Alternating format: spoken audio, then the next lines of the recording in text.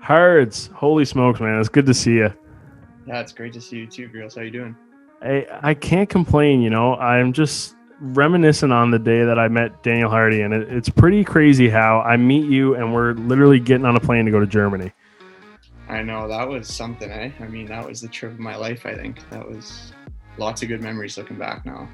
Hey, we're definitely going to hop into all that, but you know what? Georgetown, not the first Georgetown native on this podcast. Hey, Lucas Perrick joined us a few episodes ago, and now you.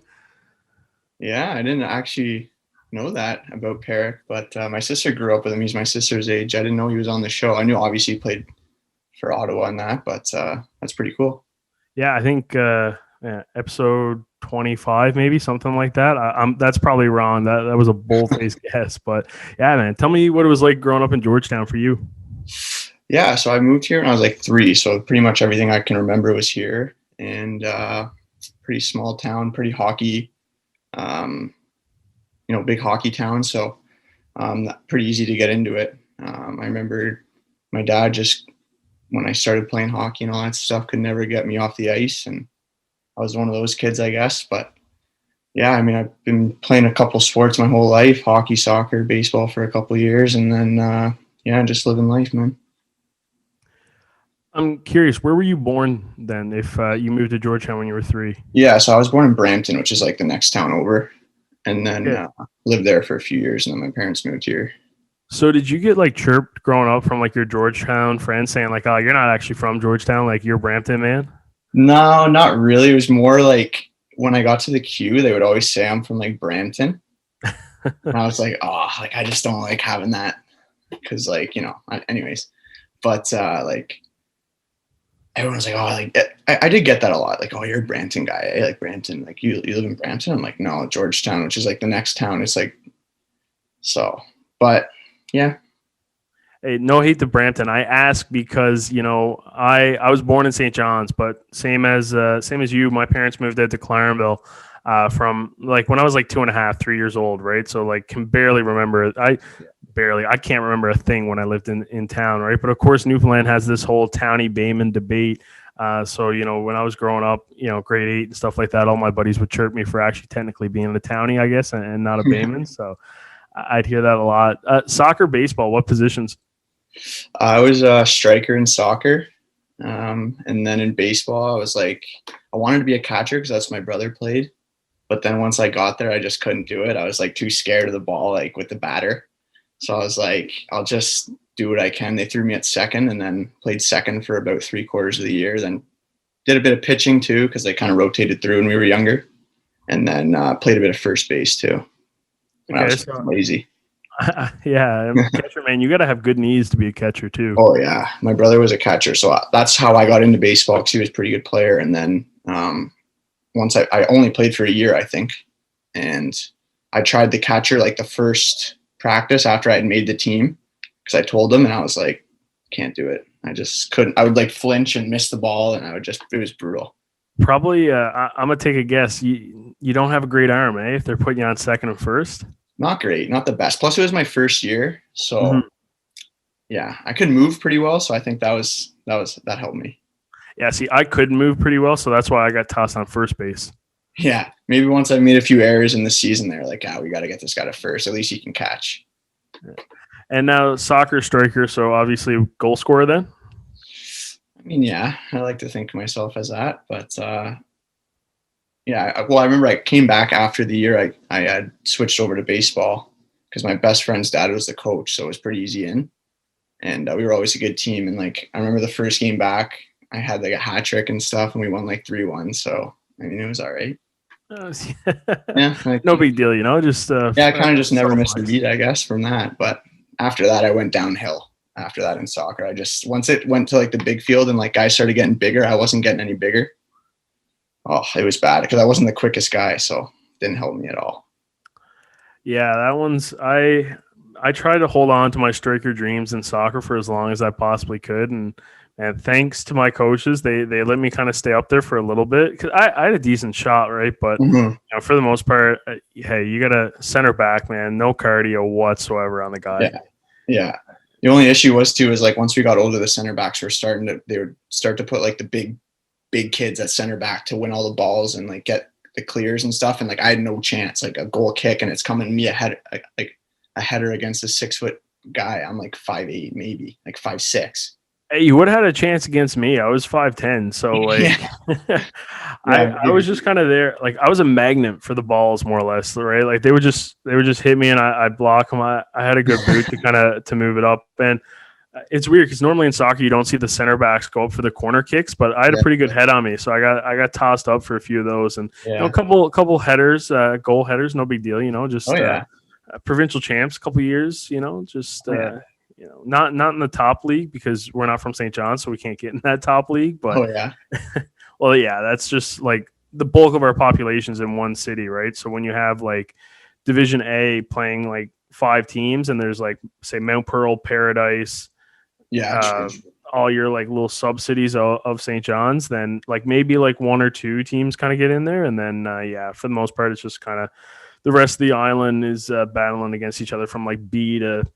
It could be anywhere from like G to whatever, more or less, right? So it's been a while. I don't even know how correct that is anyway. Yeah, that's what I was just thinking. I was like, I don't even remember how we had it.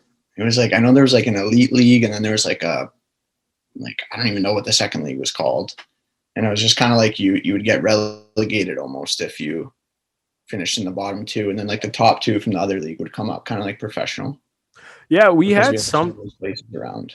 Yeah, we had something like that. I know. Oh man, I'm trying to remember now, but it was more or less like you hop up and you go down and stuff like that. Like there was a little bit of that, right? And sometimes in hockey, for us minor hockey, they would like dictate kind of how your season went.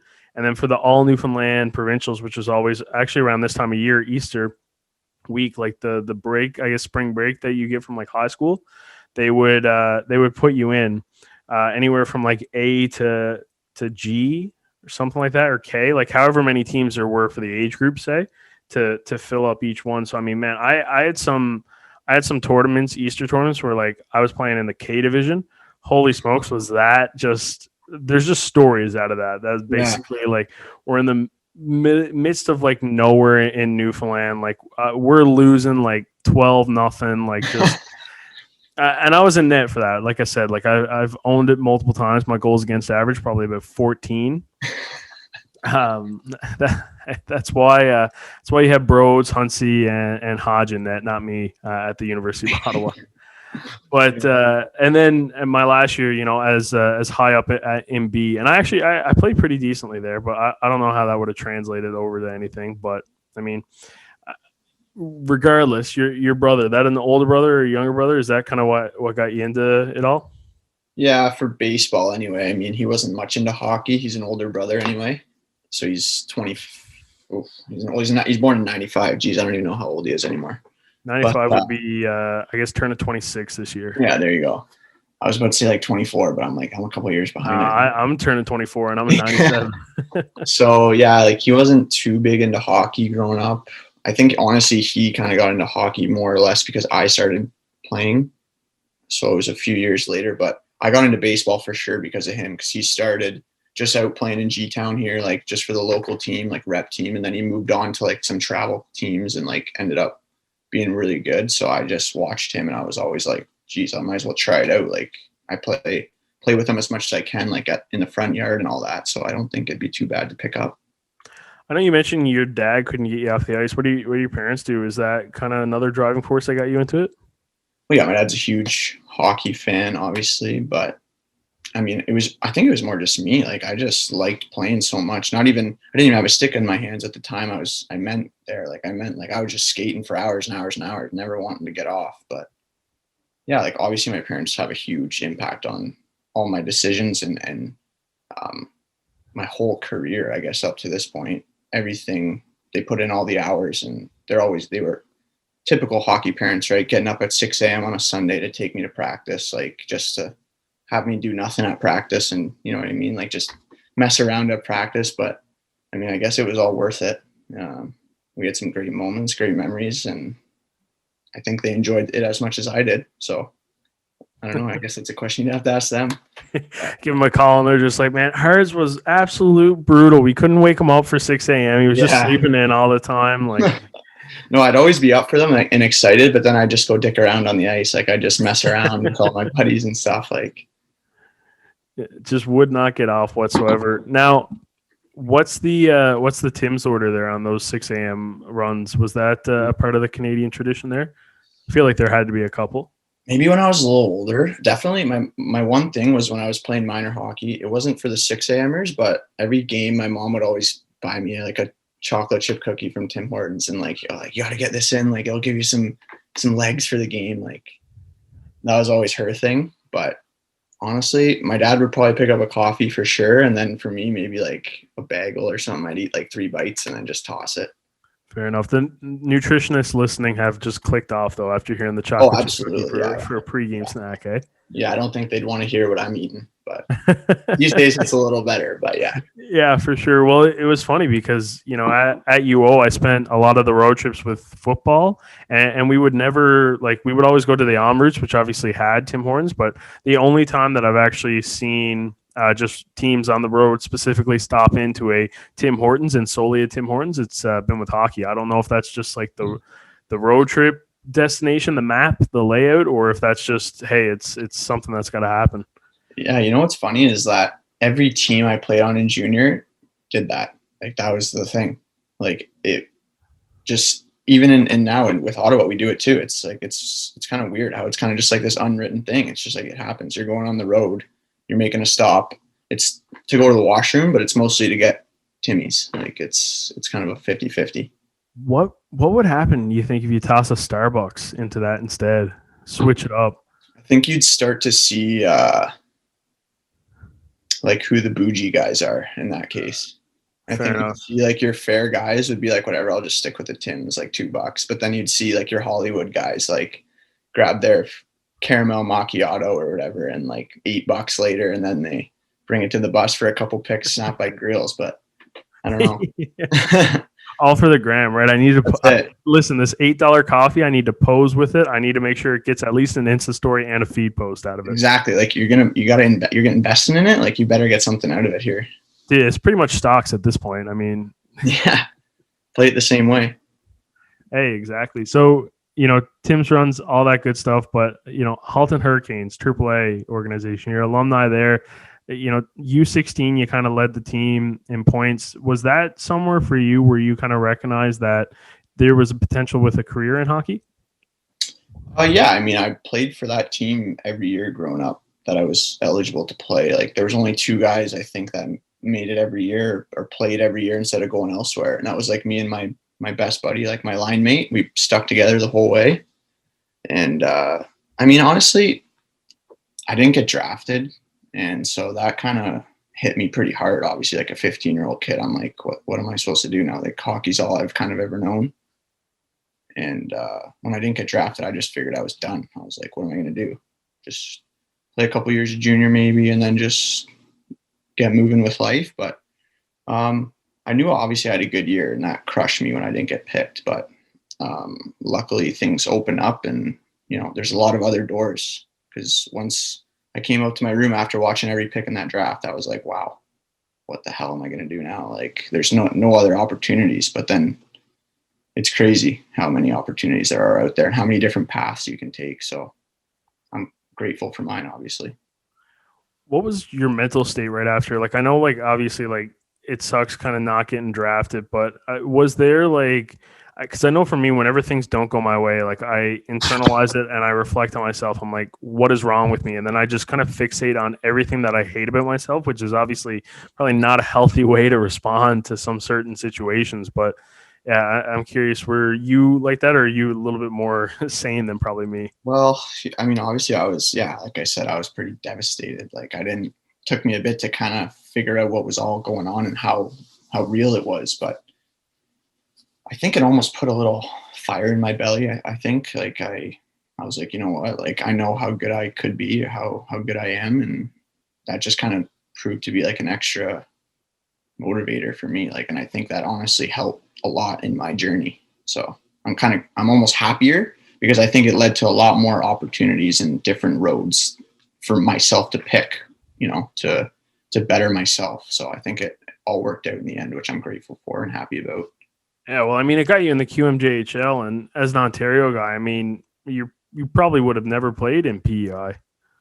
Oh man, I didn't even think of that.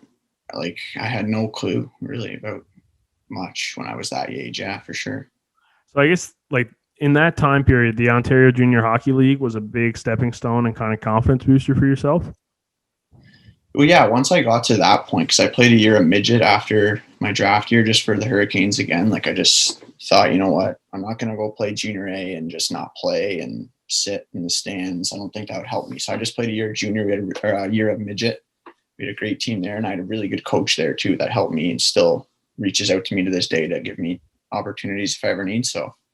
But yeah, I mean, OJ was a great landing spot. I'm happy I was able to do it in my hometown too. That was pretty awesome. It was my grade 12 year in high school. So that was pretty, I felt like the big dog, I guess you could say, around town, but it was pretty exciting. And we had a really good team that year. We went to the finals, played with Jacome obviously that year, him and his brother. And yeah, that was a really fun year.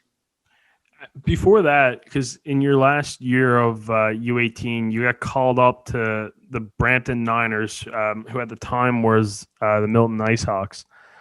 You played 3 games there. Was that something where it was just kind of again, maybe a confidence booster, picking things back up again? And now it's okay, hey, at the junior level, I'm getting called up. I'm getting some action here now. Yeah, honestly, it was through our coach. My midget coach had a great relationship, I guess, with one of the coaches in Milton. So that's how that came about. We kind of just rotated through a bunch of guys APing that year. But I remember going up there and I was yeah, this is good. I can get to prove myself, on this next level, next whatever. And when I got there, practices, I was oh, I'm fine. I can fit in fine here. They weren't the best team. They're at the bottom of the league. And I was oh, I can be okay here. I can maybe play for these guys. I think I'm not good. But then once I got into a game, I was running around like a chicken with my head cut off, honestly. The first game, it was against Burlington. I think it was a 7-5 game or an 8-7 game, one of those games. And it says I scored, but that goal, just a pizza right to me up the middle. And I walked in and I just flicked it in the top corner. It was the most fluke goal I've ever scored, I think. But yeah, it was honestly a big eye opener. I was geez, I think I'm still pretty far away. So I better keep at it here so I can play in this league next year. And I was lucky enough to be able to play for Georgetown, which is a great spot. So was that a trade, or was that just more or less hey, no, I'm going to go play for my hometown now? Yeah. So I just AP'd for them. So I just signed a card one, which is just an alternate player, I want to say it stands for. So if they had an injury or they needed an emergency guy, they'd call me up for that. So I wasn't technically on within their organization, or there's no draft or anything like that there is in the Maritimes for junior A. So I wasn't part of their organization at all. So I could just go anywhere I wanted once I made the jump. So I guess it was a pretty easy decision then to go home. You mentioned King of the Castle, grade 12 year hometown kid. Yeah, that was the plan for sure. Once that opportunity came about, I was okay, I got to do everything I can to make this team. And I was if I don't, I hope they just take me because I'm a local guy anyways. So that, but we just had a good team and a lot of good competition, I guess, at the camp. So helped me work harder to get there. And I guess, is that really the first experience that you had with a really deep playoff run? Yes. Yeah. That year was supposed to be almost a turnover year, a roster turnover. Cause they had a really old and strong team the year before. And we came in as a bunch of 17-year-olds after a year of midget. So we were kind of supposed to have a developmental year. And I remember there was a story about Jacome, the coach asked him, because he played there for so many years. He was if you want to be traded, you can, just tell me where you want to go at the deadline, because I don't know if we're gonna be that good. And he was no, I want to play, stick here, play with my brother. I've never played with him, blah, blah, blah. But I mean, yeah, that year was crazy. We went all the way to the final. Obviously, came up a bit short but that was definitely the first real experience I had of like junior hockey, and like that was awesome. I remember, 'cause, wow, yeah, we were a good team. You mentioned Jacome, and you know what? It's kind of ironic because he announced his retirement today. So, hey, shout out Pablo. Congratulations, man. Great hockey career. Hards is hyping you up here, and I'll let you Yeah. continue. Tell me a little bit about early Jacome. Yeah, so he was a 20-year-old on the team. There was probably, let me think. There was one goalie that was 20. There was him, and then I think one other guy. That was it. And then we had like two 19-year-olds and like 5 to 6 18-year-olds. The rest were 17 and 16. So like we were a young team. And I just remember like he's still like, he's a quiet guy, right? Like but when it's the thing about Jacome is when he gets mad, like, when he's got some fire in his belly, like you listen to him. Like he's demanding, and he's like a good leader that way. So he was obviously a leader on our team like that year. And when we weren't playing well and he had something to say, it was like, buckle up, like, let's get moving here. It absolutely fires me up when I start hearing Jacome because I'm like, something fantastic is about to happen. Yeah, and usually it's a good response from the team because everybody knows like something must be going on if Jacome's speaking up about it. Like we got to start figuring this out. Now that heartbreak coming up short in the finals was probably the first big one there. How are you kind of getting through that to come back and just be motivated and continue on to excel? Yeah, so that right after that, I mean, it was tough to see because we knew it was Jacome's like last game. So that was kind of where my first thoughts went, like to those guys, because I'd never experienced like a guy moving on because he's overager, too old to play. Like I'd never experienced anything like that, so I wasn't really sure how to react. But I was like, man, like you got to feel for those guys because that's like the last game they'll ever play, and to come up short in the finals is just even more heartbreaking, right? But then I started to think, I was like, but looking to next year, if I'm here again, like we'll have a damn good team with all those guys coming back. So like we got to, keep this in the back of our head, but like use that as our motivation next year to come out. Obviously, they ended up winning the championship the next year. I had moved on, but like clearly that was kind of everyone else's mentality too, which was nice to see. It's crazy the similarities that you're describing because what you just said is very similar to the situation at UO last March there in 2020. Obviously, 17 graduating players, Jacome again in that group. Was there any kind of comparison in those kind of two events? I know, like with the guys, it was probably a lot more than just the three that you had, right? With 17 guys finishing up in Halifax there. Yeah, I think like obviously the one in Halifax hit way closer to home, I think, because that was like probably like 75-80% of our team moving on. Yeah, Plus, and I mean, not getting to play too. That one was right. That was the thing. Like we hadn't even got our chance to, had we have played and whatever way the game would have went, may have been able to swallow it a little easier. But just not being able to play, that was so tough. I mean, I was there. I wasn't scheduled to play, so I was kind of like, geez, like I don't even know what I would feel like if I was, let alone playing. And then it being my last kick at the can, like, geez, I couldn't even think how it ended that way. Like that was just heartbreaking to see all those guys just break down as soon as Pat kind of gave us the news. Yeah, it was not a great evening. I mean, hopefully, some of the guys have been able to play a little bit pro, and hopefully guys have been able to just do things that are, just maybe make that tough announcement easier. But sticking to Georgetown, when you obviously you move on and you go and you start your Q career, but then you see the guys follow up next year and they do get that championship, like you were kind of talking about, holding on to that mentality to perform next year. Like as like an immediate alumni of that program, and especially because they beat the Golden Hawks again, the team that had beat you the year before. Like what's that moment as an alumni? Yeah, that was tough. Like I was at the game actually when they won because I was home. Like we had already lost out in the Q playoffs and I was home. So, I mean, I was sitting there the whole game, and obviously you want them to win, right? Like you're there, you're like, wow, like this could happen now. And like once they went up, I think it was 1-0 when they won. And once they went up 1-0, I think it was in the third period too, I was like, whoa, like this is gonna happen. Like the place was rocking. The building's not very big, like it's not the nicest rink, but when it's playoff time in Georgetown, it's pretty full.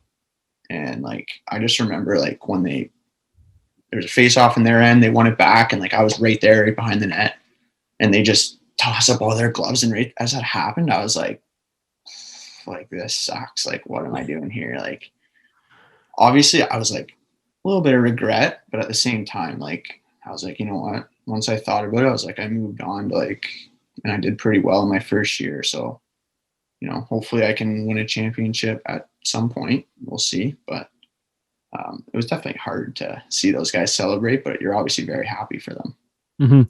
No, I think that's a natural reaction that a lot of people like don't like ante up to, more or less. Like I think of all the time, like even on a greater stage, like you know, take those Detroit Red Wings and Pittsburgh Penguins Stanley Cup Finals, right? Like a guy who was maybe on the, I can't remember which way it went. I think Detroit won first, and then Pittsburgh won the second year. I think is. I think you're right. Yeah.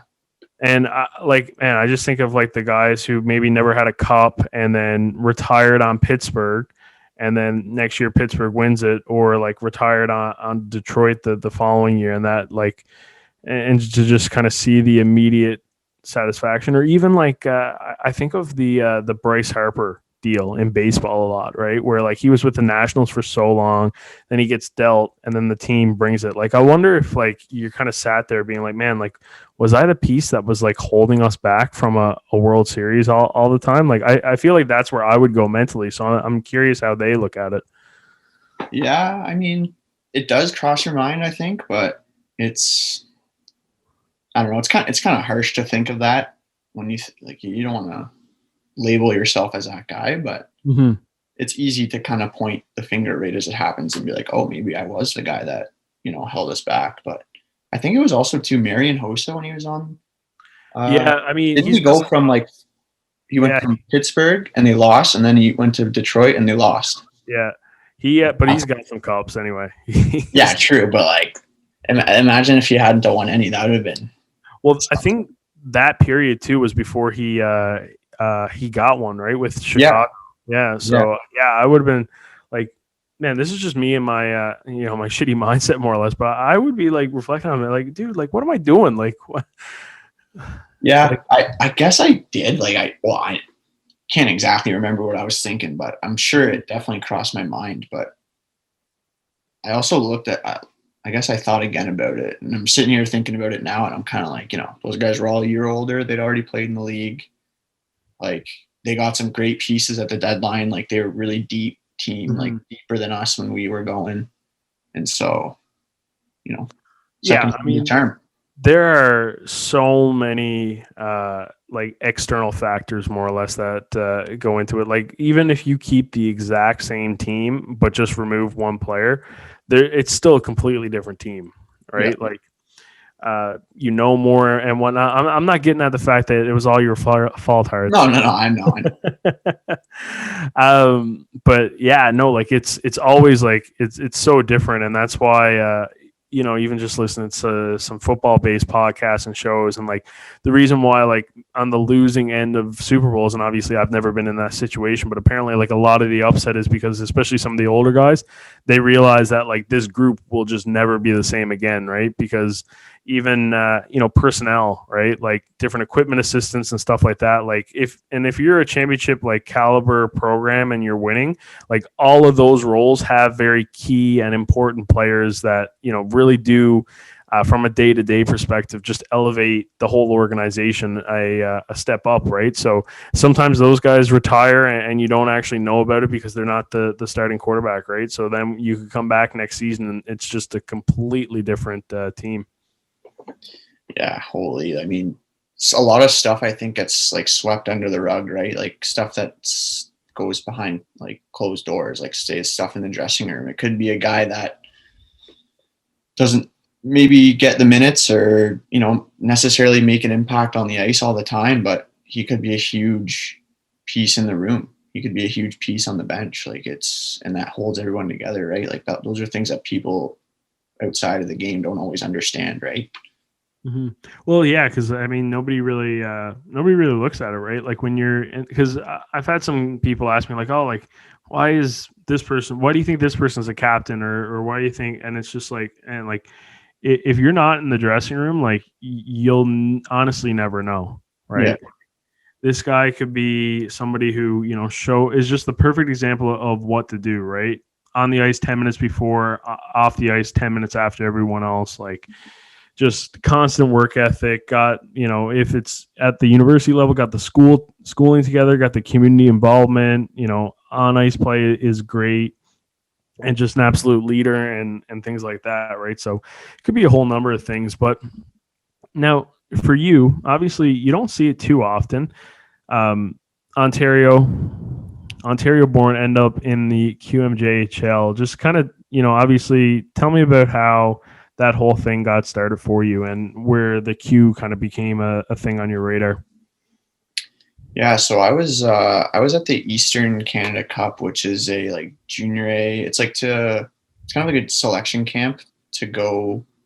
Holy, this is gonna be hard to explain. Okay, so it's like the first step. So there's like the World Junior A Challenge, then there's like the Team Canada selection camp, then there's the Eastern Canada Cup. So the Eastern Canada Cup's like the first tryouts kind of thing. They make like these all-star teams from the leagues, and then you go and you play. So it's like us versus CCHL, us OJHL versus MHL, something like that. Like you play a couple games, and then there's the coaching staff that evaluates everyone.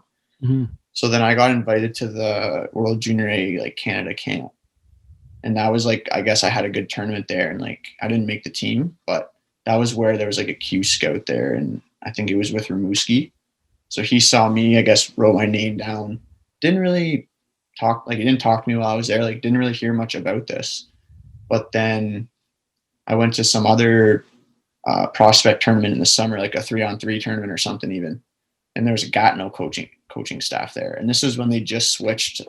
So Benoit Grew went to Syracuse to coach in the AHL, and this is when they got their new coach.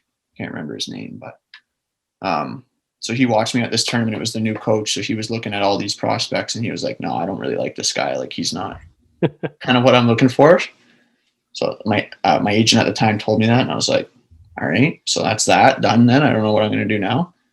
And then he's like, oh, Rimouski's calling about you. They saw you at this. So then I was like, holy, Rimouski, that's a lot different than Gatineau. Because when I was thinking of moving to Gatineau, I was like, Ottawa's right there. I was living with an English family. I was living in a nice spot, like if I was going to go there. So I was like, that's a big difference. Quebec, like Rimouski, Quebec is pretty, French, like very French. Yeah, because you're not bilingual, eh? No, like my mom is from Quebec, but she can barely speak French. So I was like, oof, like this is going to be tough.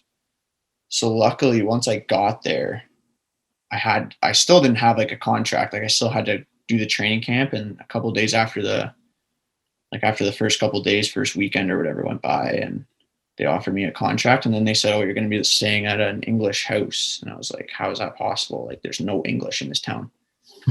And they were like, yeah, like we have this one family that haven't billeted before, but they're looking to get an English guy this year. And I was like, perfect, like set it up. And they ended up being RCMP officers, both of them. The dad was from Quebec City, but was bilingual, obviously. And then the mom was from like Alberta or something. So she spoke perfect English. So it was a perfect setup. And like I don't think I could have been put in a better situation when I was there, because I was so scared once I figured I was going there. I was like, wow, this is going to be a tough adjustment, but made it pretty easy. When you're out of the house, how are you adjusting? Because I'm thinking back to like my own experiences sometimes when I'm in like Saint Pierre et Miquelon or anywhere in Quebec, right? I'm just like I try, but it's not anywhere to where I can kind of get myself to point A to point B. Yeah. So the thing there was they had a couple English guys. So Dom Cormier was playing there at the time, and then they had Tyler Bolin playing there. They had Good Carson newfie. McKinnon, who's from PI. It's a good newfie right there, Tyler Yeah, Bowen. yeah. So Dom and Ty had lived together. They knew each other from the year before, and Carson was buddies with them, I guess, because and Pico was there too at the time, Andrew Pico.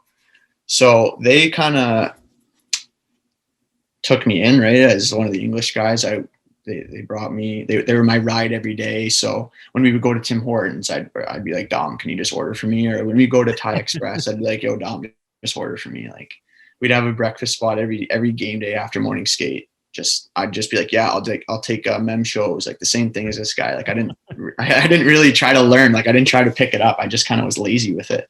You're eating all of Dom's orders for like 3 seasons. Yeah, I was on the Dom diet for a year. I hate everything this guy is ordering. Yeah. So that was basically it. Like I didn't really try. Sometimes I would try, and especially if I didn't do it very well or like somebody laughed at me, I'd be like, okay, no, I'm not trying next time. That's the reason why I don't try, because guys are giggling at me and stuff, all the French guys. I'm like, all right, I just won't do it then.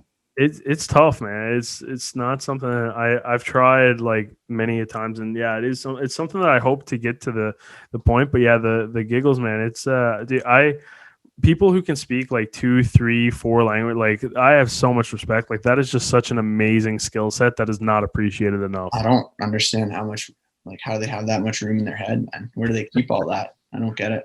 Has Corms ever sent you an invoice for a translator? The translator invoice? No, but don't give him any ideas. I'll cut this part out so he doesn't.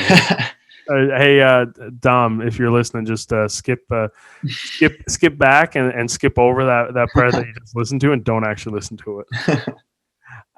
So Rimouski, like, how was the play there? You know, when you first kind of get into it, like, how did it differ from the OJHL? Like, were you surprised with the pace, or was it something that wasn't too far of a leap and you kind of got your skate in under you quickly? There was definitely a bit of an adjustment, just speed wise. And I think it was not necessarily even the speed, but it was the quality of the players too. I found like there wasn't guys that shouldn't be necessarily in the league. Like junior A, I find, sometimes people are just paying their way on or something like this, or it's like the coach's kid. It's unfortunate, but it happens. But this was just like everyone was kind of belonged there and everybody had to earn their spot. And it was like, this is it. Like, this is different than what I'm used to. So I got to really make sure I'm consistent. And like, I ended up getting hurt pretty early on in preseason, which I was like, oh no, like this is bad. But yeah, I mean, I just was like, you know what, I got to be consistent and I got to make sure that I'm like playing every game really well, or else I won't be playing at all. That Rimouski team wasn't far removed from a President's Cup, right? Or a was it before or after? 2 years after. Okay, yeah. So like when you're going in there, is that kind of something that is just a mentality that's instilled right away? Like being like, hey, like we got a good product here. I know you mentioned Bolin, like he put up over 100 points that season. Like, does that add to the pressure a little bit more? Are you hearing a lot of that being like, hey, like we're not, because Rimouski's been a fairly good organization throughout the duration of their franchise length in the Q, right? So sometimes you'll see teams load up and then they'll maybe win a Mem Cup if they're lucky enough, or they'll win like an OHL or a Q or a WHL championship, and then they'll be terrible for 3-4 years and spend that time rebuilding, getting back into that place, right? There's very few organizations that kind of continue to stay at the top rank. So was that something that was there in a way? Yeah, I think the year that I was there, we were still getting back to, it was still a bit of a transition year because like we finished 16th out of 18. So we weren't great. We did have a pretty good roster though. I don't know what it really was. I mean, we could score goals. Like our games were pretty exciting from what I can remember. Like I think they were pretty high scoring games and all that. I just think that we ended up selling our pieces, a few pieces anyway at the deadline, but definitely just the mentality from those guys that won, the coaching staff that were there that won. They won for a reason. Like it was pretty obvious on why they had won, right? Like Serge, the coach, he was an old school kind of guy, but he got to the point and he got the best out of his team, and he was a really good coach in that regard. So there was definitely some of that, winning mentality instilled in those guys, and I think they were able to pass it on to some guys for sure. Now, in terms of just that year in particular, you kind of get your first playoff taste in the Q. That 4-game series. Was there many lessons, or was that just kind of something that was not fun to be a part of? Yeah, I mean, looking back, like at the time, I was like, man, this sucks. Like, basically, going into the game, we're almost guessing the score. Like, how bad are we losing tonight? Because St. John was just that good. Like, pretty obvious they went on to win, right? But it was, I mean, man, we had a good team, and you know what? We almost had the one game on them, the last game, but like it was kind of tough to get up for the. I mean, it was just like I think the first game was like 9-0 or like 9-1 or something. We lost, so that right there, that kind of put us in our place, and we were kind of like, whoa, like this team's real. Like they're not messing around. They're not taking us lightly. So that team was just way cut out to beat us from the very start. So it was tough. Who were some heavy hitters on that St. John team? I'm trying to remember now. Oh, they had Chase Stewart, Bailey Webster, Julian Gauthier rocked me once. I didn't even know he was hitting. He just came across off the bench and absolutely rocked me. They had a lot of big guys. They had Boko, Imama. They had,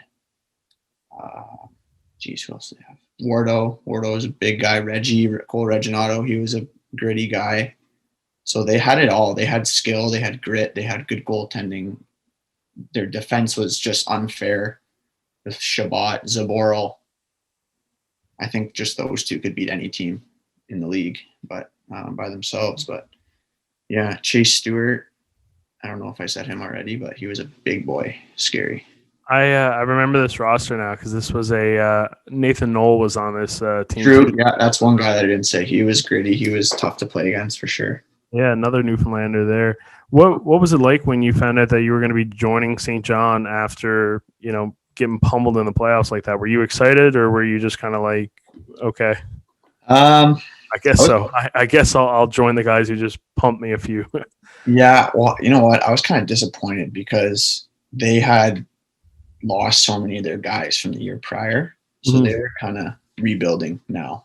They were. Well, Shabbat made the NHL after that year, right? Yeah, and then all the guys aged out. Like Highmore, he was really solid. He aged out. Like all these guys aged out. They all signed pro deals, went to play in the AHL.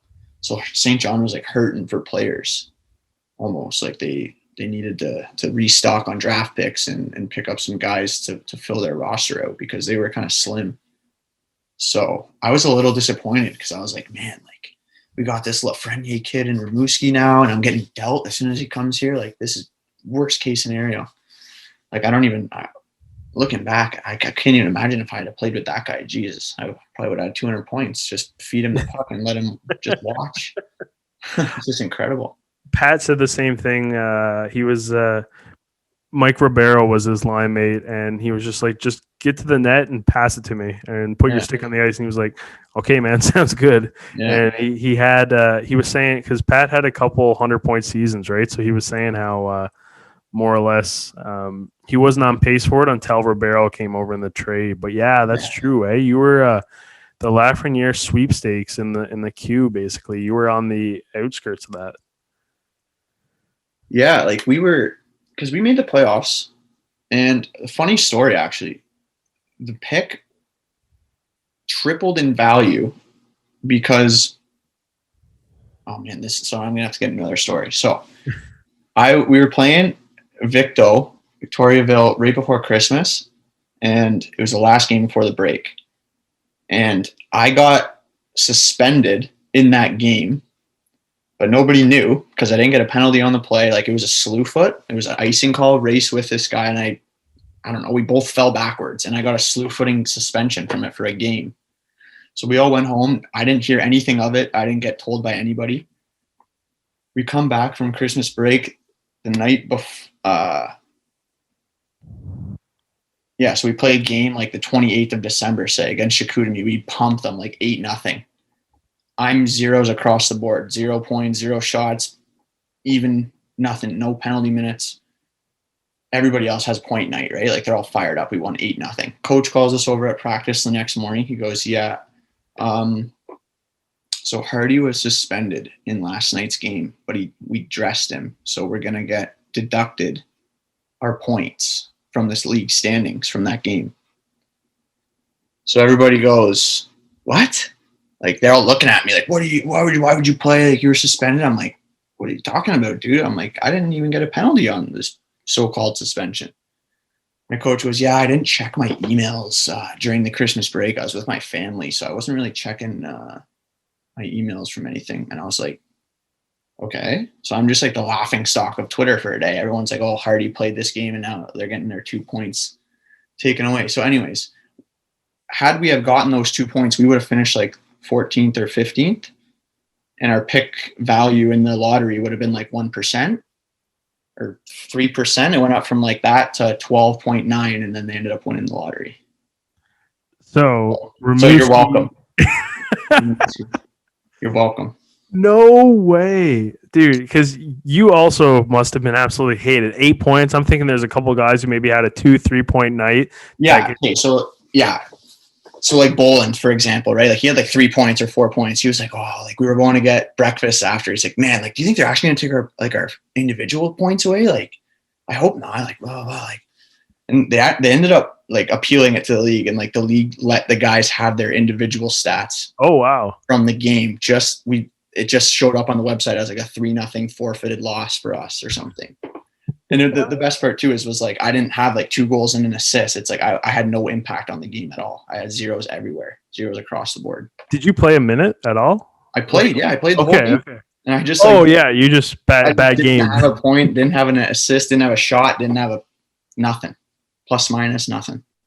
All those guys who are just giving you shit for like the younger guys who ended up playing with Alexi. Yeah. Just friggin' ranking up the point totals now because he's their line mate or something like that. Yeah, you're welcome. Should have wrote down some names, just give them some calls every time, you know. Hey, yeah, I saw you had a 3-point night. Just looked like you put the stick on the puck and let Alexei hit the puck off your stick. Yeah, legit. You're welcome for that again. That is absolutely wild. I know, it's pretty definitely I'd say my craziest story. How many people know like this? Like, is this just like a like do you think people are like in Rimouski being like, man, if Daniel Hardie didn't play that game, like we probably wouldn't have Lafreniere for those few years? You know what? I'm not really sure. We'll put the clip out on Facebook and see if we because I know like it wasn't really talked about much afterwards within our dressing room or like from the coaches. I think they just wanted to sweep it under the rug and move on because it was kind of embarrassing, right? Like it was like, who messed this up? So when you were the laughing stock of Twitter, as you described it, was that just kind of like diehard Q fans kind of tweeting at you being like, you're a dummy? Yeah, well, it was just like fans just saying like, because there was a post from this hockey account and it was like, the Rimouski Oceanic have been forfeited points because they played a suspended player. Like they put a picture of me, they put my name in the tweet.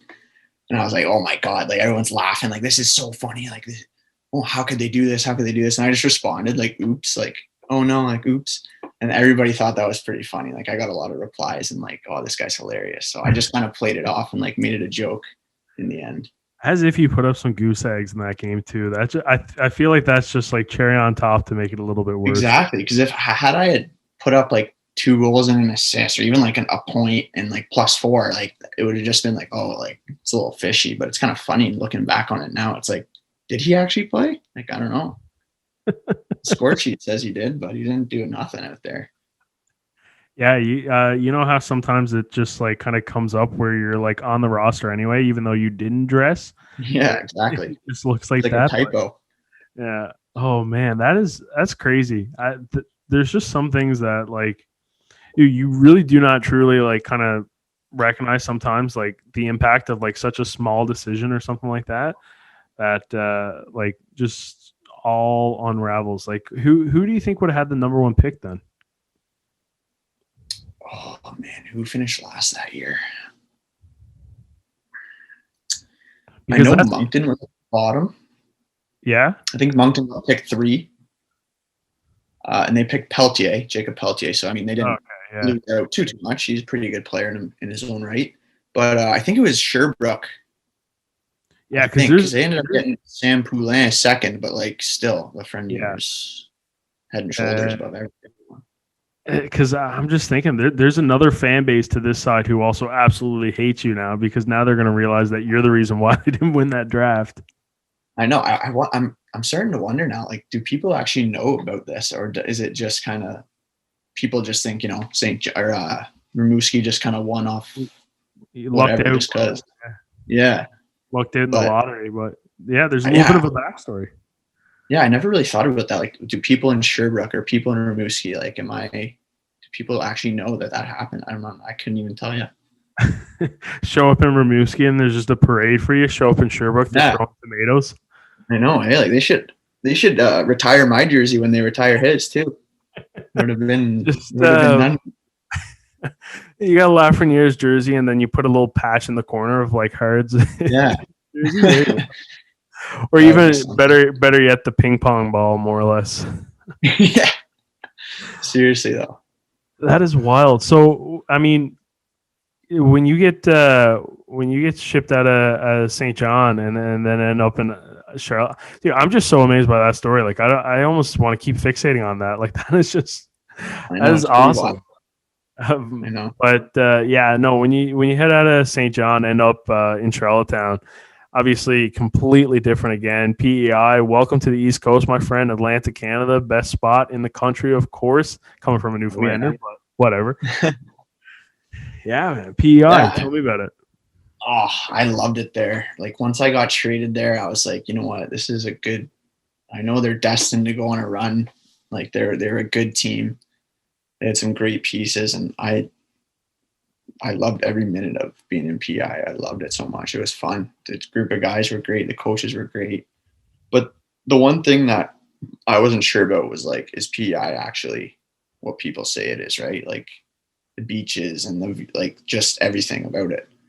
It's pretty amazing. Like you don't actually realize how nice it is until, you get to see it with your own eyes. But yeah, I mean, I'm happy I ended up there, and I'm happy I spent the longest amount of time there because I definitely, had some great memories and great friendships too that came from that team. So, yeah, what's that like? Because I mean, you had a great Q career, but I mean, you didn't really. I'm wondering honestly what would have happened if maybe say day one was with Charlottetown and you kind of rid the whole way with him. Yeah, that is something that I mean, I have no idea what that would be like. Like, I'm almost happy that I kind of bounced around a bit, as much as I wish I was not looked at as a suitcase. But like, I like it because it gave me so many more experiences. I got to see so many more things, right? Just in different parts of the country. So, but definitely PI at the top of my list without question. Just everything involved, I guess. Hockey, billets, place, like just where you are, everything about it. You hopped in at a really good time for that, Charlottetown organization, deep playoff run. I mean, that was kind of like a big moment for their head coach, Jim Holton. Like, just kind of tell me, also, you swept a fantastic Halifax team as well as the number 9th seed in that playoff run too. Just, dude, relive that one. Oh man, that sweep against Halifax definitely was the highlight of the run for sure. But we played Quebec, we played Halifax, and then we played Blainville. So we were in like all the big markets, first of all, for like the games, which was like, looking back, I kind of just realized that today. I was like, we played in every big market in that run. Like it was probably no better places to be, like playing on a road game. But I think beating Halifax. There's two. No, I shouldn't even be interrupting you, but there's like two Q teams who have newspaper, a full pager in the newspaper, in their local newspapers, just dedicated to their updates. And I'm pretty sure that's Quebec and maybe Blainville. I might be wrong on that second one there, but yeah, that just kind of shows that just shows you how big the market is, more or less. But yeah, continue. Yeah, and then like, oh geez, what was I even saying? All the big markets in that playoff run in the Halifax. Yeah, okay. So the Halifax one stood out, I think, the most because they were our like division rival and rated like quick quick bus ride over to Halley. I mean, it's not that quick, but like it is considering the Maritime Division anyways. Like it was just, I don't know, sold out crowd. Playing at Scotiabank Center there's not much like that. But winning and kind of silencing them is, I mean, you can't get much better than that. Like it was crazy. Like the big names they had. I mean, I can't even remember like Zadina and Benoit, like B.O. Gru or whatever his name is. And oh my God, they had an unreal team. And the fact that we were able to sweep them was pretty impressive. And I give a lot of credit to our goalie, Welshie. He was nasty for us in that run. Yeah, what was he like in net? Because I mean, he holds a bunch of Q records. Just obviously the longevity of his time and staying put in Charlottetown, and obviously being the number one guy for a length of period when you just want to go to him for what, like 50, 60 games a season, which isn't really as heard of as much. But yeah, what was it like having a staple point like that back there? Yeah, I mean, having that guy that you just know, like he's dialed in every game, that makes you feel confident, like as a team,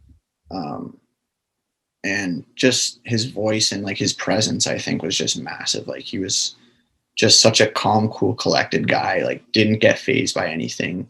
We were down 3-0 after the first period. He wouldn't come in and be all up in arms and blaming it on us or throwing shit. Like he would just be straight to the point. Like, let's figure it out here. I'll do my part. You do you. Like, he was just a great goalie, man. Like, unreal. Wish that guy the best. I wish he was like, I don't know. I think the reason that he doesn't play pro or didn't sign like NHL was because he's like 5'10" or whatever it was. But God, that guy's got a heart. Like he won't be denied. I don't think. I think he'll make it. So he was talkative in intermissions? Yeah, like here and there he would have some input, but like we kind of just knew, like, you know, when he was pissed off, like we knew he would just kind of keep it in his own mind. Like, but you know, he every now and then everyone has something to say, right? And when he was talking, it was like important. So yeah, well, it's funny because you don't really see that too much with goalies. You know, it's kind of I guess the stereotype of goaltenders is they just kind of keep to themselves for the duration of the whole intermission. It's funny. You can't be a captain, more or less. You just kind of got to sit there and be quiet is how they play it all out. Yeah, but I just think with Welshie, he was just such a, like, he was one of our biggest leaders by just his presence, like I said. And like, I think Jimmy like even said at one point, he was like, if you were eligible to have like a letter, like you would have a letter on your jersey. Like that's just what he meant to the team and the fans, like everything. He was the face of that team. Like every kid's favorite player, Welshie, every kid that want like autographs, this guy's signing extras, everything, jerseys everywhere. Like it's just Welshie. Like that's it. But you leave a lasting impression when you put up the numbers and put in the work, right? So he obviously did that. Mm-hmm. So that's a big playoff run, right? And obviously you're back next season, and you want to, like, how are you managing those like expectations now? Because now it's like, hey, let's do it again, but let's finish the job here. Yeah, I mean, going into camp, I was like, I wasn't even sure if I was going to be on the team because I was an overager. So I was like, man, I got to have a good summer. I got to be in good shape, earn my spot. And then once we kind of had our team settled, it was like, we got a solid team, but we were kind of an in-betweener team in that time in the league. Like we were good, but we didn't have the like draft picks and stuff to kind of load up. And then we also like weren't bad enough to just like blow it off and trade everyone. So we were kind of in between. Like, so we kind of made some like lateral moves, if you will. Like we traded P.O. Joseph to Drummondville because they were a heavy favorite, like a top candidate to win or whatever, or go deep anyway. Well, we get like Xavier Bernard back, which is like a younger defenseman, but he's drafted to the NHL still. And then we traded like Keith Getz into Halifax to go for his Mem Cup run in his hometown. But we got Jordan Marr back, who won a Mem Cup with Bathurst, and you know, it's like we didn't like the moves that we made. Yeah, there you go. So like the moves that we made, they weren't like to just sell the farm. Like we weren't just selling PO just to get draft picks for the next 6 years. Like Jim still wanted to be competitive, right? That was his whole thing. So like going into that run, we were like, after the deadline, we had to find ourselves again. We had to figure out get these new guys, into how we play and everything. And then didn't really go the way we had planned, but happens. Yeah, I mean, that's just, playoff hockey. Looking at, the kind of that team now and some of those moves, and like, most recently, Joseph kind of got his little NHL start to the career with the Pittsburgh Penguins. What was a moment like that for you to be able to kind of watch as a former teammate? Honestly, I was pretty cool to see. Like I didn't really follow Pittsburgh all that much, if I'm being honest, right? Like just because. Yeah, we know you're a Leafs fan. Focus on my Leafs, right? Like obviously, got my shirt on and everything. I know. But, I almost asked you to change when hopped on. Yeah, but like once I saw like they got the injuries and like PO's next up on the depth chart, I was like, holy, like he's gonna play. And then once I looked back on how he was doing, like he was playing like 25 minutes a game. I was like, holy, like that's pretty impressive. I think since now that they've got a couple guys back, he's gone back down, but still he had a great run, that little run. And I think that's just a little glimpse of what he's going to be like in a couple of years and for the next 10 or 12 years. So now, like, you ended up leading the Islanders in points that season as a guy who, undrafted in the OHL, all the ups and downs, switching from, Rimouski, St. John, finding a home in PEI. The fact in like your OA season, how big of just a confidence booster, I guess, after the regular season to kind of be on the top of your team there for points? Yeah, that was big. I think I was given a good role by Jim and the coaches. Like they really relied on me pretty heavily from day one. And that was something that I was kind of ready to take on. So I was excited about it.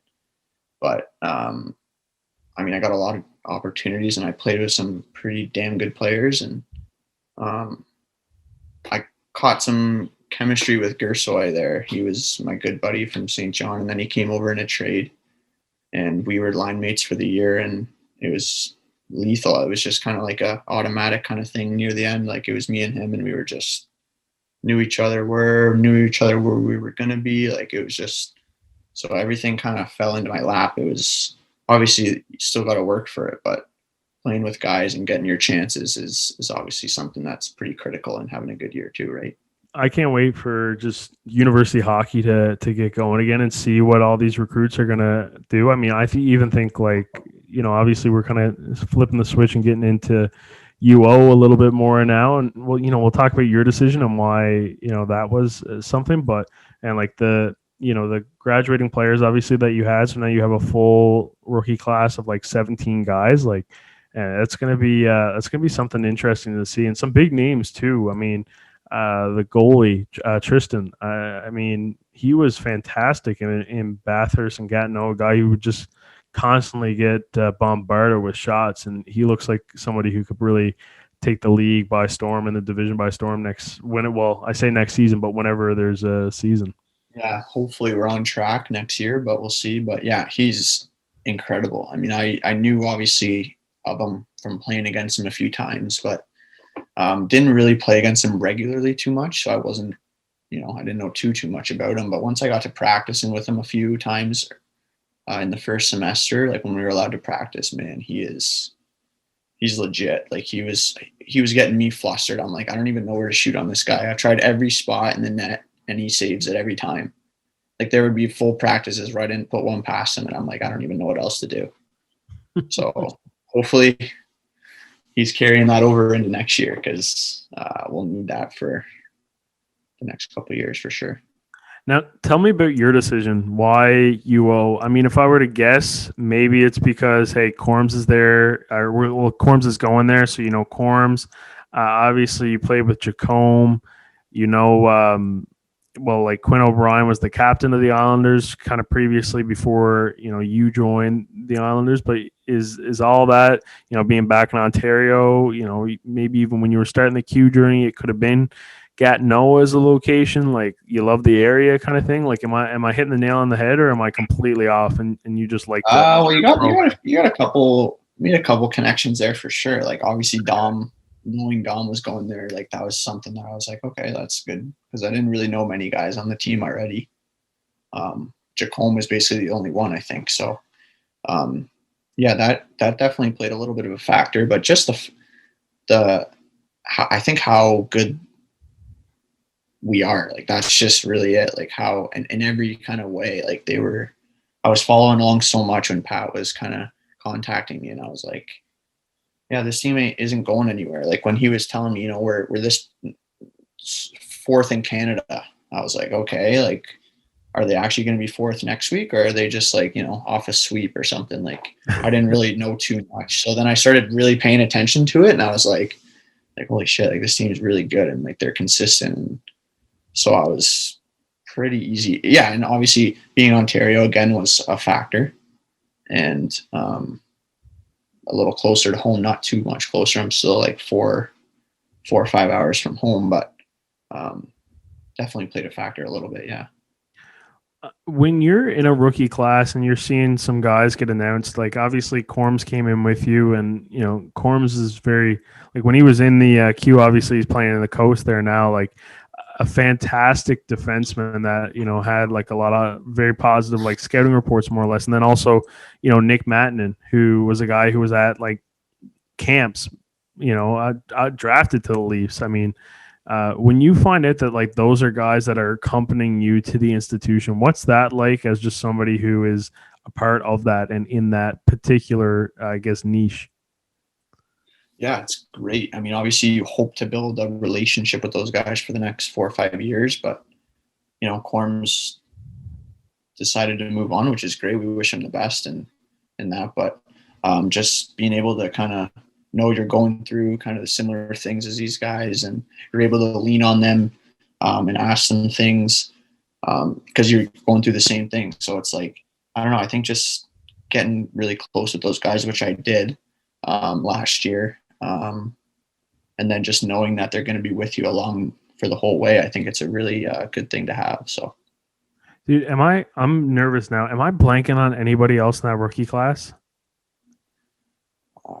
I mean, we had like Kobo come in, but like he wasn't like a rookie necessarily. Yes, yeah. We had like Bichette, who necessarily again wasn't like, he was like a D1 transfer.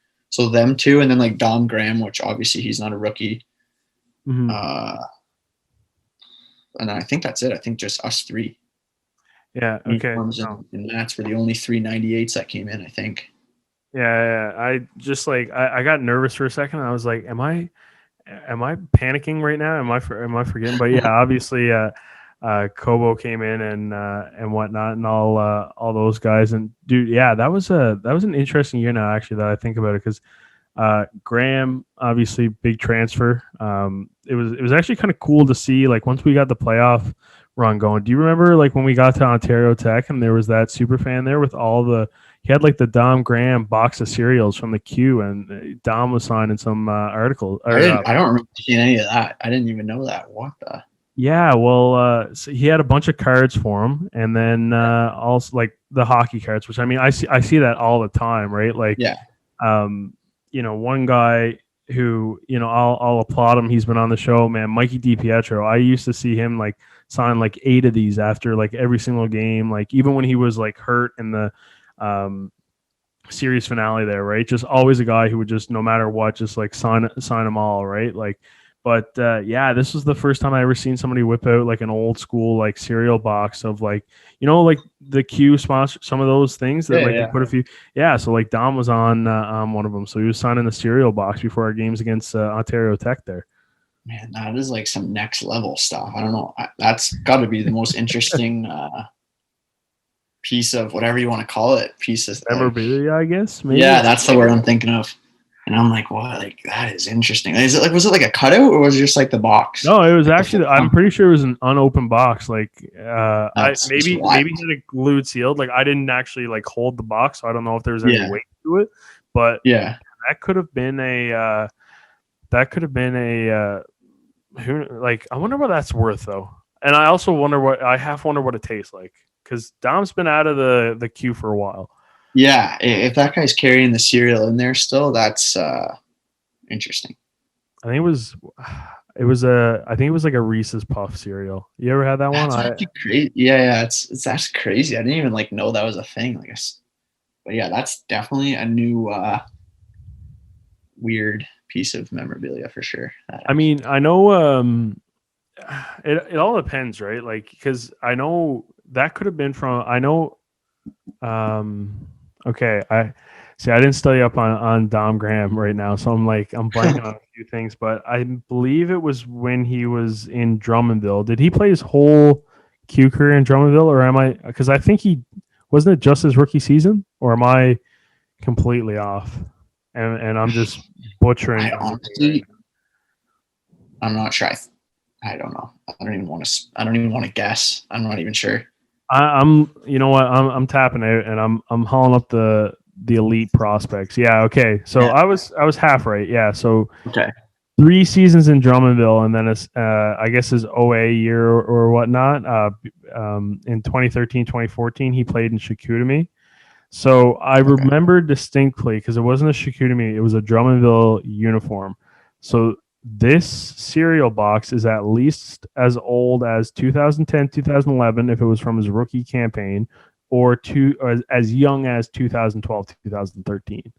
So you're looking at like basically 8 to 10 years of a cereal holding on. Like, what are you like? What are you doing? Just holding on to that the whole time? Like, I don't know. what if you put it in the cupboard and you accidentally, early morning, you're not paying attention? Yeah, you're like half asleep but like, yeah, that's because it's starting to come back to me. I think Dom won like CHL Rookie of the Year or something. Yeah, I know. I think he had a big. So, like, was it that maybe? Like, was it like, oh, CHL? Like, you know what I mean? Like, did it? That's my only thought, because no matter how good he would have been, I don't know why they would put him on a cereal box. I don't know. That's just weird to me. I'm thinking it was like a CHL MVP or like, Rookie of the Year thing, but I don't know. It could be. Maybe we'll. I'm not going to call him this evening, but Yeah. I'm sure going to figure it out at some point. But yeah, That's like funny. that one. I didn't even know about that. Yeah, that was cool. That was that Ontario Tech run was like that specific part of the playoff. That one was a fun one. Like getting to see that. Obviously, like the way we won in overtime with Wardo. Yeah. The first game there, and then getting to go and check out the whole Oshawa Generals facility, which is fantastic with mats. Like I had a fun little trip that one for sure. Yeah. Had to sleep. Lucky. What? You went to their room and stuff, like their rink, Oshawa's rink. Yeah. Oh, wow. Matt's they had a game or whatnot, so there was just like a morning skate or anything. So all the guys were there. So Matt's went over and just more or less said hello to some old friends, and I got to meet the owner and stuff. And I think it was they got some dogs rolling around there. The owner has I think it's a bulldog, something like that, or a pit bull, maybe something. Yeah. Along those lines. Beautiful facility, man. It is so nice. I know they redid it recently too, right? Mm-hmm, yeah. Wasn't it like last year or something? Like it's just brand spanking new, like perfect. Yeah, it hasn't. It's not too old, right? And then obviously, I think Bobby Orr played there. John Tavares for sure played there. Like they got a pretty good history. I think Eric Lindros, I want to say. I could be way off. No, I think you're right, but I'm gonna have to start putting a fact check in, or else people are just they're gonna listen. Nobody listened to this for like actual informational material on the speculating here. Yeah, we're just chit chatting more or less. Like, who knows? Maybe I dreamt the whole thing, and Dom Graham was actually never on a cereal box. I just think that's funny though. Yeah, I mean, like carrying around a cereal box for 10 years, like, yeah, that's and then like more or less realizing like, hey, because there was 3 on there, I believe, 3 players. So just the fact that like, hey, this guy's gonna be here at this specific time. I gotta go get that autograph. Yeah, like it must have said their name on it or something, because like how would they even know it's him? Yeah, well, I think it was like the player cutout and then little font like Dom Graham kind of thing. Yeah. So, but also the diehard junior hockey fans know everything. Like it is actually, They have I 100 cards of every player. It's like, how I didn't even know there was like multiple different makes of a card of me, let alone you have all of them. dude, I That's what the people like. that yeah, that's funny, but dude, they show up with so many cards. Sometimes it's incredible, and like, but I'm still like, what my mind blows me. Like, I've signed an autograph in a junior rink. Like, I was walking behind. I think it was Mitch Holscher, Marco Rossi, and like Jack Quinn or something like that. Like those three, and they all signed Yeah, like yeah. the dude's game day. And then I had Gigi's on. Like it wasn't Yeah. even 67s, and I'm just there with the camera, and he wanted my autograph, and I was like, after Marco and Jack and Holsch just signed, I'm like, dude, you do not want me to depreciate the value of that. I'm like, and he like kept up. He was like, no, like I want you to sign it. I'm like, dude, like I am nobody. Like, and he was just like, no, and like, dude, he kept up, and I was like, okay, man, and like I signed. It's the smallest signature I ever wrote in my life, because I was like, so if he goes and tries to sell that, somebody's gonna look at it and be like, okay, yeah, hey, Marco Rossi, Jack Quinn, first round, both first round NHL draft picks. Mitch Holscher, NHL draft pick, playing professional hockey with this. He's in the Senators organization right now. Okay. Robert Greels, what? Who's this guy? What is this, right? And then he's gonna be like, hey man, sorry, I can't give you I don't know who this bum is that decided to sign it for you, but I can't give you anything for that. And then yeah, and I think you're selling yourself a little short there, Greels. I think you'll be just fine. hey, maybe add 50 cents, couple quarters on the piece, hopefully, Hey, there you go. It's a little profit. Hey, that'll be something. If that ever happens, I'll be sure to buy you a couple gumballs on me, man. I got you, dude. So you join UO, dude. Like Germany, like we kind of started off everything with, like that was your first kick of the can, I guess, with the GGs. What are you thinking? Like, because I mean, even for myself, when I like was like, hey, yeah, you can come if you want. I was like, oh, wow. Yeah, I mean, that was also another thing that kind of led to my decision, was knowing that there's going to be a Europe trip. Pat didn't give me too much info when we were kind of talking, but it was kind of just like, yeah, there's going to be a European trip at least planned for your first year, and hopefully one of your later years as well. So that I was like, whoa, that's pretty cool. Like, I've never been to Europe, right? So obviously that gave me a little incentive, I guess. But yeah, like, man, when we got there, I was like, like, I just couldn't believe how different it looked. Like, it just looked so old school and like so cool to me. Like, it was just such a completely different view on like how people live in different cultures and stuff. I know it's just Germany, like it's not necessarily a completely different culture, but like it kind of is, right? Like once you get over there, you're like, whoa, like it's not the same as in Canada. So, and then just getting to play too, seeing like it was almost like a soccer atmosphere, like in those stadiums, right? Like the way they're chanting and their drums and they're just cheering all game. It was like just not what we're used to. And it was awesome. But yeah, I mean, I wish I wasn't as nervous as I was to, have a good time, because I was a first year guy and I was like, didn't want to get in trouble or anything. But, looking back on it, I'm like, damn, I kind of wish but it happens. I mean, it was a great trip nonetheless, and great memories to look back on now. So, dude, man, same for you, eh? Last time flown international, dude, and like, who knows when we'll get the opportunity again. I know, and it's something that you wouldn't even think of during that time, right? Like looking back now, it's like, wow, imagine had I known like I'd be in lockdown 2 years later, like. Not even that was August 2019. We had so a year. A year.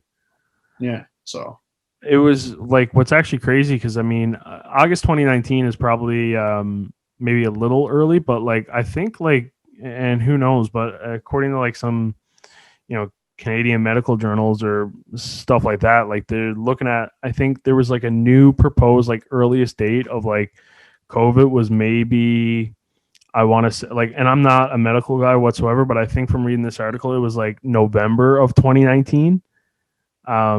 so like we were over in Europe, like dude, like a couple months probably before like things like I guess initially, and I mean who knows, like I'm like I said, I'm a moron when it comes to all the medical stuff and whatnot. But yeah, the timeline's kind of crazy just to look back on, and it's like wow, like that was really probably like the last opportunity that for a while anyway. Aside from the guys who were, fortunate enough to play, continue the pros, whether in the States or overseas again. Yeah. It's like last time in a while to play travel internationally. Yeah, that is crazy to think about. I didn't even really realize that it was literally like 6-7 months after. Like that's when we first knew everything was going crazy in the world. Like, holy, that's sooner than I thought. Looking back now, I don't know why. I just thought it was like, like at least a year.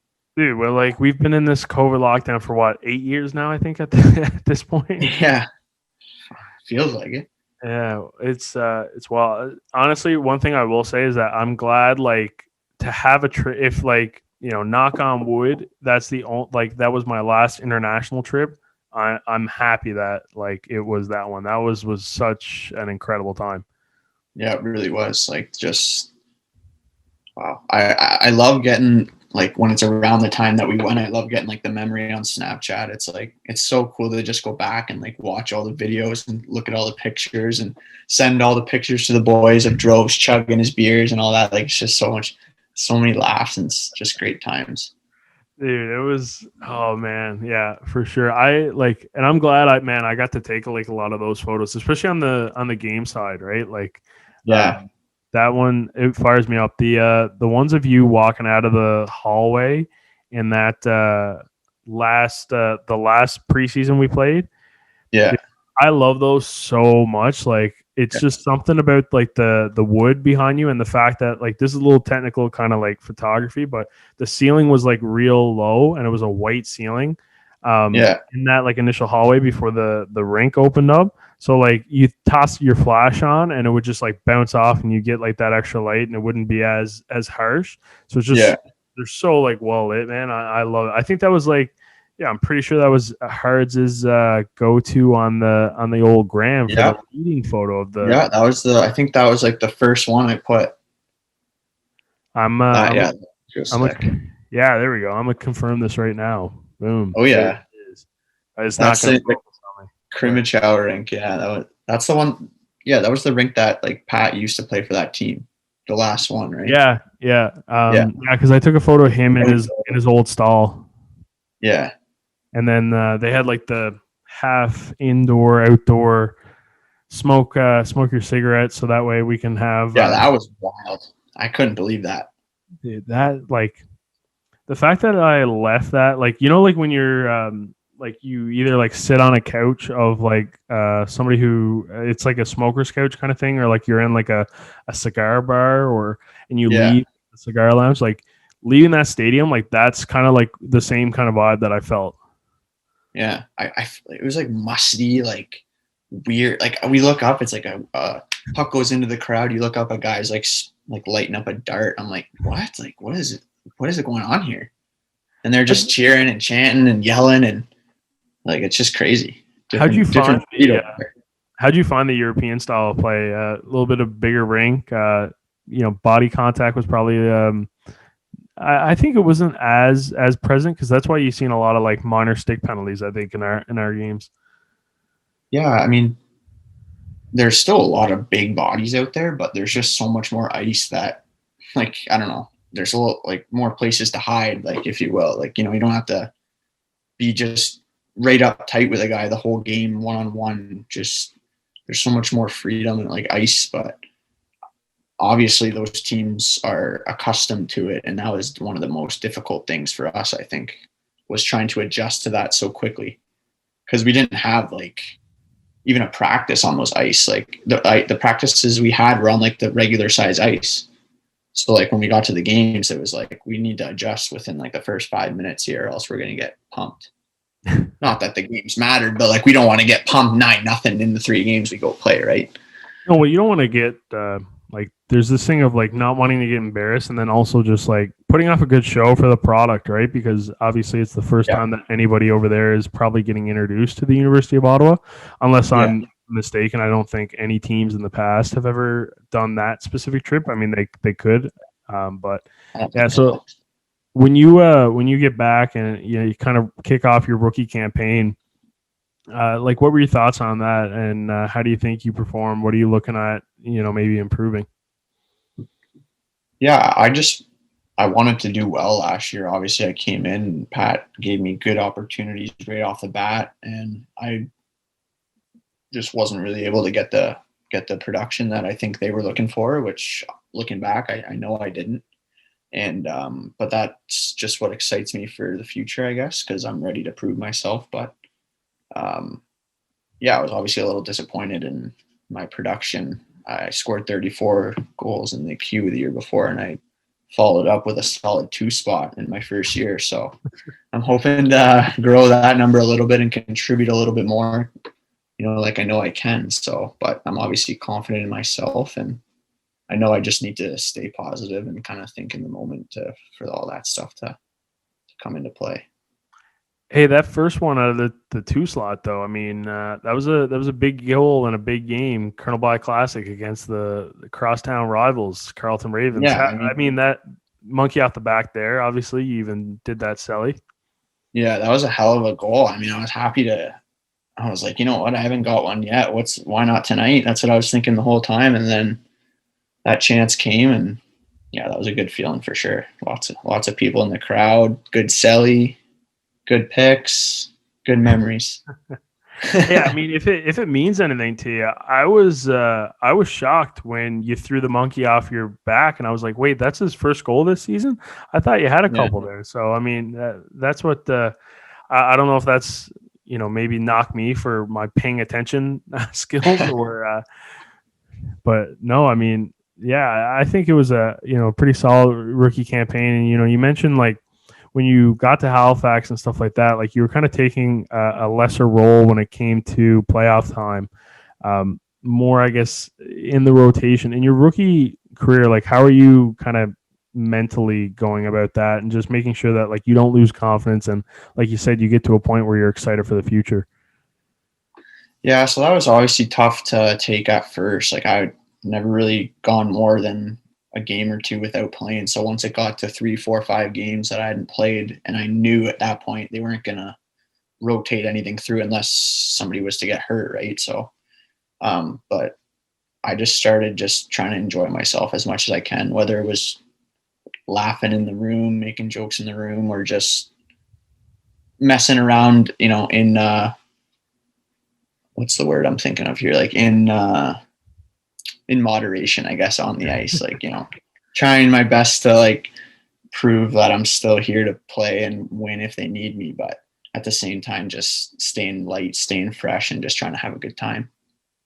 For sure. I think one of my favorite off ice memories of you though is, do you remember in when we got to Trois Rivières for that playoff run, and then you were sat back as a Leafs fan watching that wonderful Carolina Hurricanes versus Toronto Maple Leafs game? Yeah, no, I don't even want to hear that. I think the Hurricanes actually traded for one of the best goalies in the world at right before the game there. I think they threw Carey Price in net. No, actually, like they put in their Zamboni driver, eh? And Yeah, something like that went on, right? It wasn't actually a world class goaltender. It was the emergency. Yeah, I don't really remember Greels. I don't really know what you're talking about. I don't think that actually happened. Hey, the Bet 365, the bets that night were absolutely insane, though. I couldn't even imagine. As a diehard Leafs fan, does that one really hurt? Oh yeah, that was a tough one. That was one of those nights where you just don't want to show your face. You just want to. Dude, and honestly, it kind of happened again this season. Not as bad. Joey Decord was an Arizona State guy, so still like not as far removed. But again, kind of like an emergency goalie situation, and comes out and gets the win against the Leafs. Like, what is going on? I've posed this question before. Like, what do you think it is against the Leafs when they got that emergency goalie in the net there, basically? well, I don't know, maybe their heads just blow up or something. Like their Matthews maybe just looks at Marner and is like, all right, point night or something, and they just start floating around the ice. I don't even know. Like Grip I the have stick a no little clue. too hard, right? Just too excited. Yeah, like it's just like they must just think it's going to come easy, and then obviously when a goalie like that's in net, the team's going to play that much harder for the guy, right? So usually teams think, oh, it's going to be an easy game, but then it ends up being one of the toughest. Well, it give or takes, right? It's either gonna be a David Yeah. Aries or a Joey Decor, or it's gonna be a 12-0 game. And Right. Yeah, it could go either way.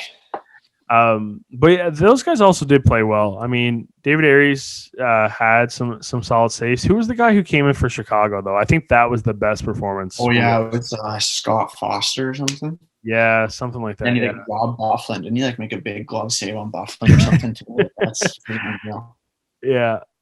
Dude, so I mean, hey, like, tough times, obviously, like lockdowns, trying to, maintain, I guess, game form, midseason form, whatever you want to call it. How you keep them busy, expectations heading into next season. Obviously, brand new team for the most part. You're going to be more of a leader already in your second year.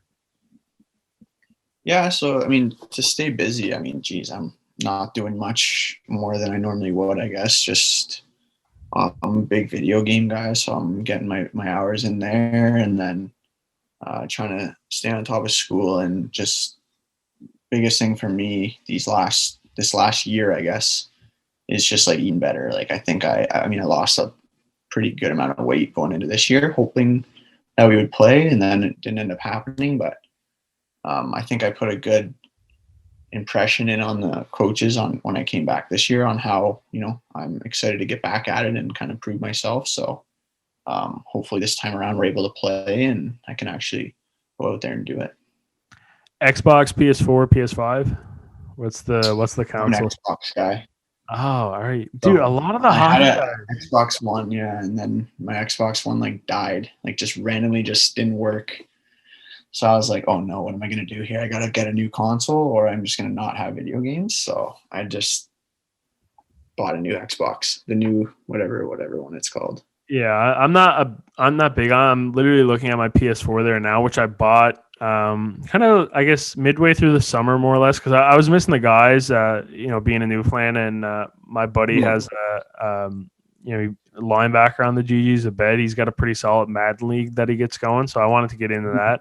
What I didn't realize is I was getting absolutely shafted with my roster, and I was getting handed a roster where the guy just dealt everything. So I had like nobody, and then I'd go up against a guy like a bed who is, not to mention, one of the best Madden players you'll ever play against, but he has like an all-pro team playing against you, so you just get absolutely pumped, like 60 to nothing. You got no chance.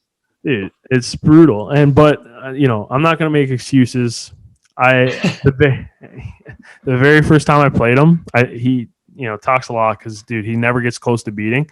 But I scored on my opening position, and then I got a pick and I ran it back for like 90 yards or something like that. I got tackled on the goal line, and dude, I could tell his palms were sweating, and that lasted about 5 minutes because I was hoping to go up 2 scores, but I literally threw a pick 6 on like the 2-yard line, and he ran it back, and then I think the final score was like 36-6. I had like 5 minutes of glory there, but it's kind of my highlight, and I hold on to it. He tosses out every now and then on a good day that I'm a decent Madden player, which is, it's a big compliment. I'll take that from him. But yeah, for sure, especially for not being the biggest gamer. Yeah, all the football guys though, they're on PS4s, and the hockey guys are on Xbox, and like I kind of want to play Madden against the football guys, but man, I'm down to play in Shell in Hards. Yeah. But does that mean I gotta go get an Xbox now? Like, what am I doing here? Well, that's I mean, if you want it that bad, Greels, you might have to break the wall. I will say, I'm a little bit better at Shell, but I've stopped playing. Like, I've just kind of, it's one of those things that I'll pick up every now and then. I'm gonna relive my best Chell moment though. I was beating my buddy like constantly, and then I just decided to switch over to the Niagara Ice Dogs because I'm a goalie fan, and this was at the time when they had Mark Byzantine, who was the World Junior goalie. So I was just like, I'll be the Niagara Ice Dogs. He was a Habs fan, so like you can be the Montreal Canadiens. Obviously, like brutal matchup for me, right? Like the team overalls is like 60 through the boards. He's the Canadians. Yeah. 45 seconds left. I'm down 5-2. Not only do I score 3 goals in 45 seconds, I score 4 goals in 35 seconds and What a win. collapse. Sounds like the Habs, though, eh? Sounds like the Yeah, Habs. I like that. I'm not a super diehard, Yeah. like I like it's weird, right? I've mentioned this before. Sometimes when you start working in sport like as much as you do and you really get into it, it kind of just sucks the fandom out a little bit, which is actually Yeah. why I don't know if it's just like my recent love for like football, but that's kind of why I've turned into like such an NFL fan, because I don't really work in the, like, obviously I have nothing to do with the NFL, and I only really Right. know of like one or two guys, not even really know them directly, who are like playing there, right? Just kind of some guys that I had the chance to photograph when they were in the CFL, which was obviously super cool. But then, like, the NHL, and kind of working some junior games and being involved in hockey, you see guys that are like just in different organizations. You just want to see them like excel and succeed, right? I mean, Broads' brother, actually, I just saw like he's making his AHL debut tonight. We had him on the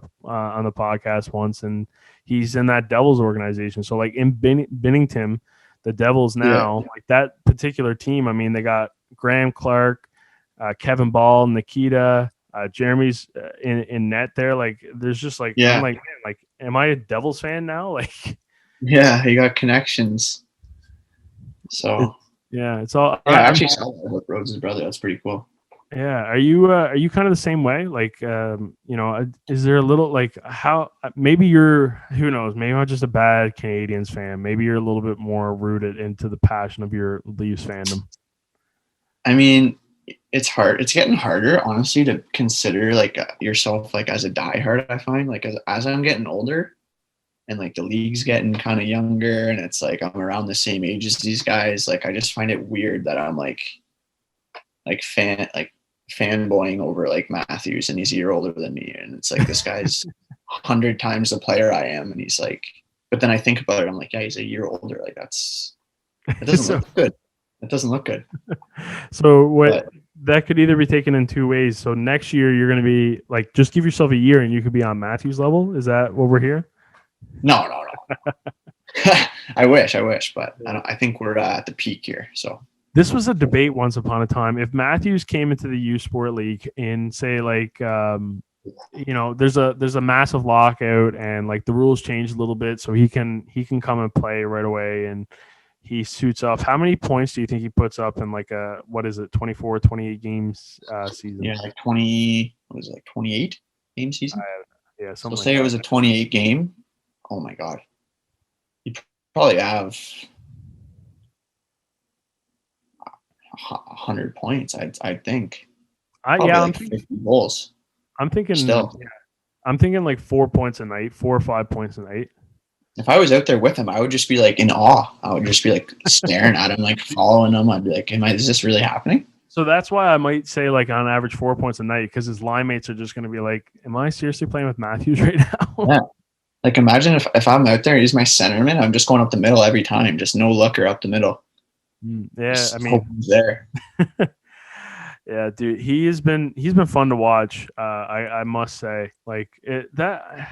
Honestly, like that, and that's what I mean. Like that's why I'm like questioning like my diehard fandom and stuff like that, right? Like like I said, some of the guys, you see them, you want them to do well, so like you kind of turn into fans of like who they're playing for.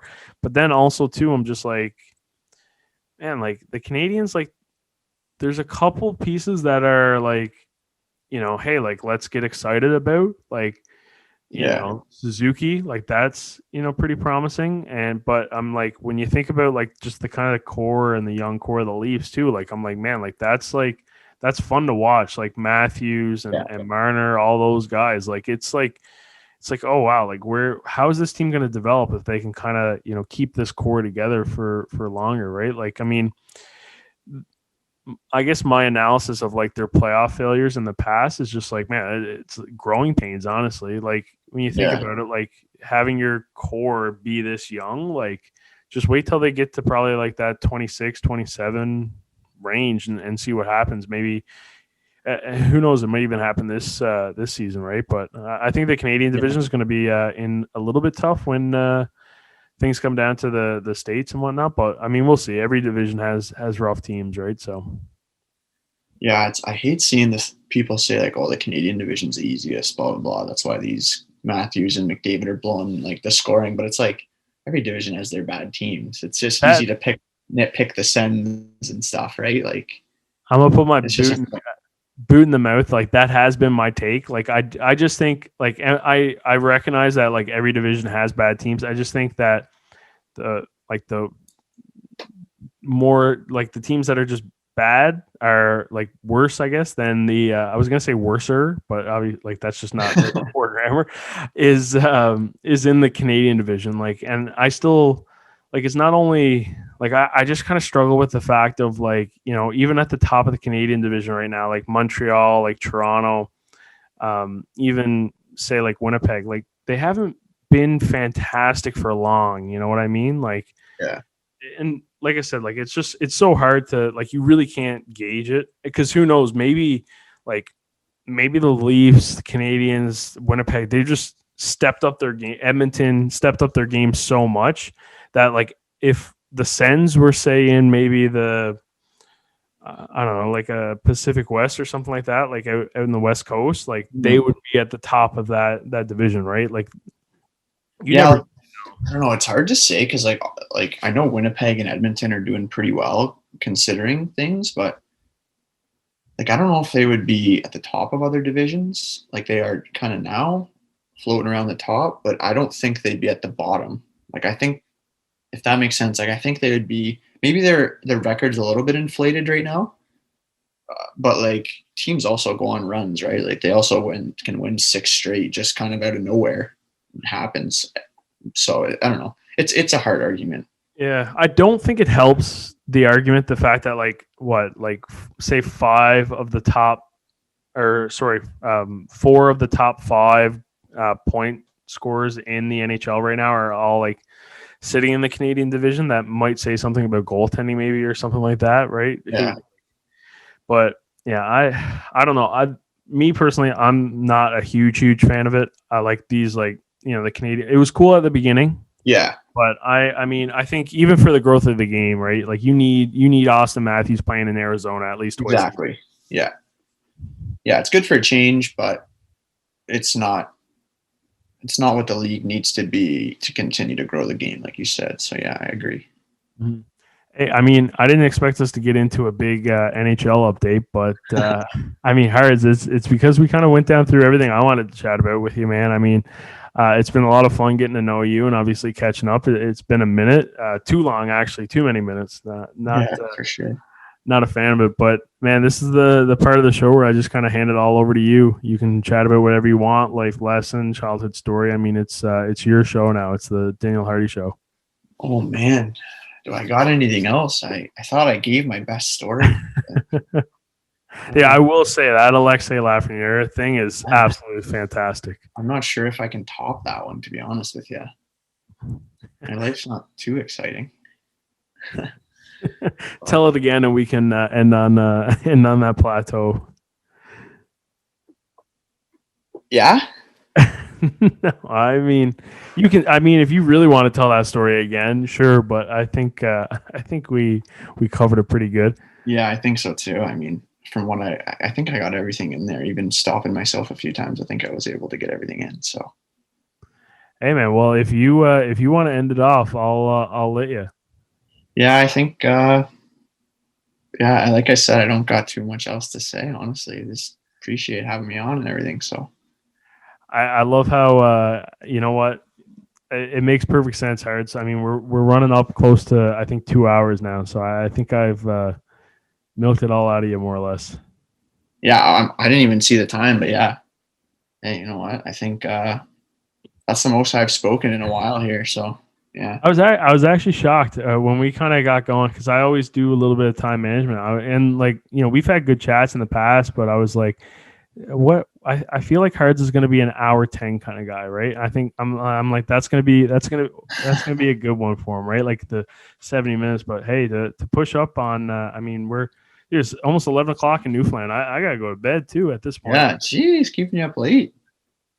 Hey, but all serious, no, dude, a lot of fun getting to chat with you. It's an incredible Q career and just the journeys and stuff like that. A lot of lessons and dude, that like I said, Lafreniere, that's crazy as well too. But dude, so much fun getting to chat with you. Wishing you all the best when things pick back up and you get going again. I'm looking forward to seeing what the future holds for Daniel Hardie, the hockey player and the person too. Great guy on and off the ice. Yeah, awesome. Thanks, Greels. I really appreciate it, and appreciate you having me on. And can't wait to see the video when she's up. All right, man. Take care. All right. See you later.